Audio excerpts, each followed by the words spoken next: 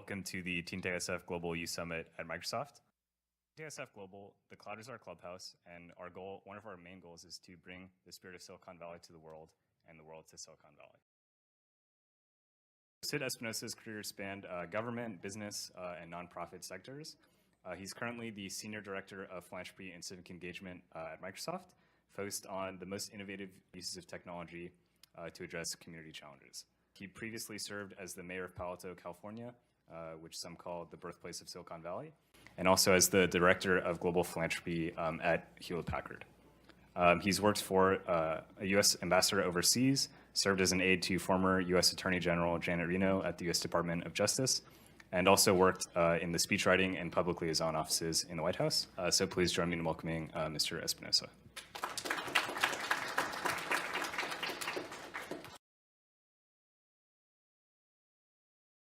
My first question is, what is the community challenge you're working on at Microsoft right now that you're most excited about? Great. Well, first of all, welcome, everybody. Good morning. Great that you guys got up early. It shows your commitment to this work and the potential, frankly, of this work. And it's exciting to have you here. What we're doing is looking at those challenges, as we were discussing, all around the world and thinking about how technology can be applied to solve or address those problems. It's what you're all thinking about too. And there are myriad challenges out there. We will invest this year in nonprofits and schools, that's the work that I do, about $1.2 billion around the world. So the panoply of issues that we're working on is widespread for sure. And it depends on where we are. One of the things that's most interesting to me, just because I was in a meeting this week talking to the people who it's affecting, is the work that we're doing with refugees coming out of Syria and other parts of the world there and immigrating and moving into parts of Europe. If you can imagine, for the first time, we see a generation of people immigrating through the most horrific circumstances, but enabled with technology. If you look just a generation back, they weren't technology enabled. They weren't connected to their family back home. They weren't potentially connected to services when they arrive in a new country, et cetera. There's a great potential to use that technology for good. But I think one of the things that you're going to find more and more as you dive into this space is that with each of those opportunities, there are concerns that you should be thinking about. The data that's stored, the information about those people that are technology enabled, that are immigrating, are often data that the people that they're fleeing from would love to get a hold of.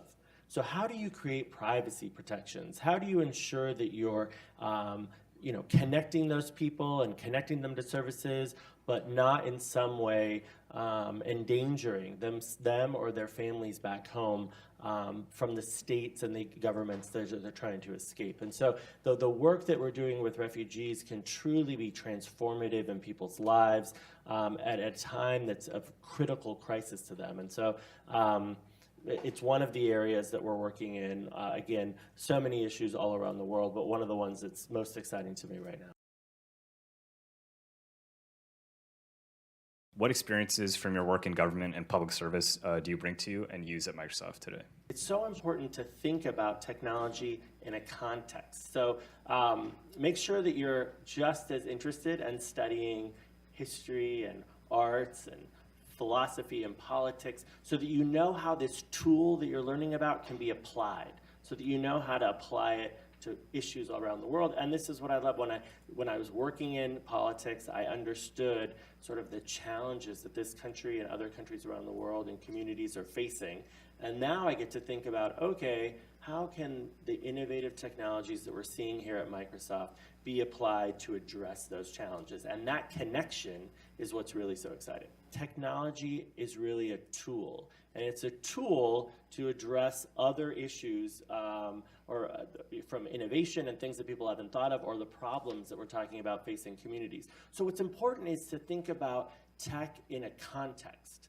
And that means that you shouldn't just be focused on tech. And I think that's what we were hearing from some of the speakers talking about, thinking about world issues, thinking about economics, thinking about STEM and in a STEAM context, the arts related. This work should be fun. It should feel like it has an impact in the world. You should get up every day and want to do it. There are millions and millions of jobs out there. So if you're not loving it, do something else. But I'll tell you this, if you do love it, this space is a great space to have impact and change the world. Like I said, there is technology embedded now in every aspect of our life, and it's changing and increasing every single day.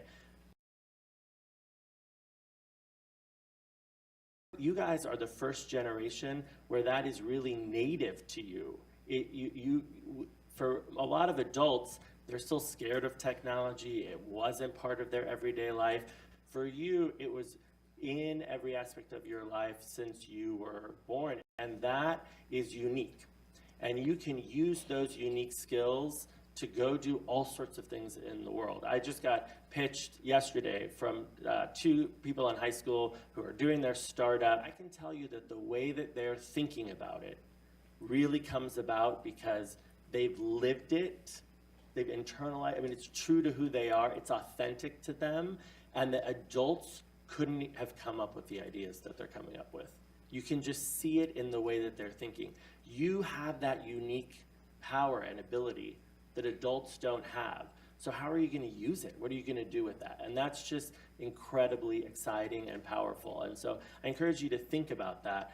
If you love this space, there's a ton of potential, and you can do a lot of good with it as well. Thanks so much for your time. Let's give them a round of applause.